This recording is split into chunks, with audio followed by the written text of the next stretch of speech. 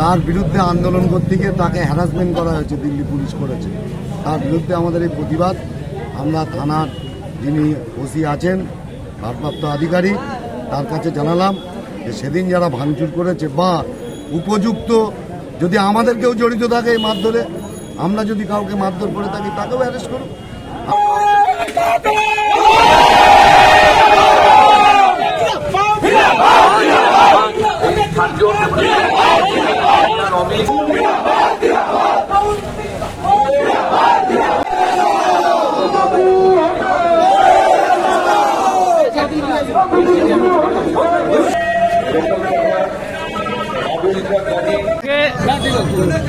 আজকে প্রতিবাদ মিছিল করার পাশাপাশি থানাতে ডেপুটেশন দিলেন, কি বলবেন, কি দাবি নিয়ে? আমরা আমাদের 21 তারিখে শহীদ স্মরণে আমাদের প্রোগ্রাম ছিল। 21 জেলায় আমাদের কিছু কংগ্রেসি লোক শহীদ হয়েছিলেন যুব কংগ্রেসের মিছিলে। তার স্মরণ উদ্দেশ্যে আমাদের 21 তারিখে কংগ্রেসের পক্ষ থেকে একটা শহীদ মিনারে সভা ডাকা হয়েছিল।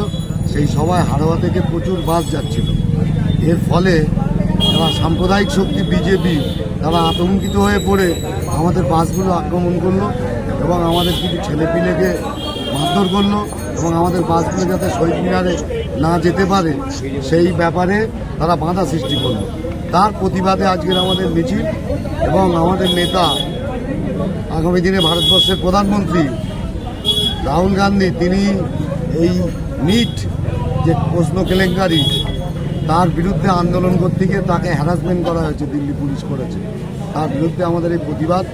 আমরা থানার যিনি ওসি আছেন, ভারপ্রাপ্ত আধিকারিক, তার কাছে জানালাম যে সেদিন যারা ভাঙচুর করেছে বা উপযুক্ত যদি আমাদের কেউ জড়িত থাকে এই মারধরে, আমরা যদি কাউকে মারধর করে থাকি তাকেও অ্যারেস্ট করুন।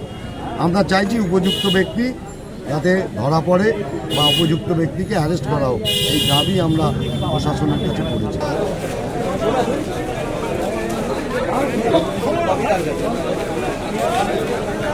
নিশ্চয়তার কাছে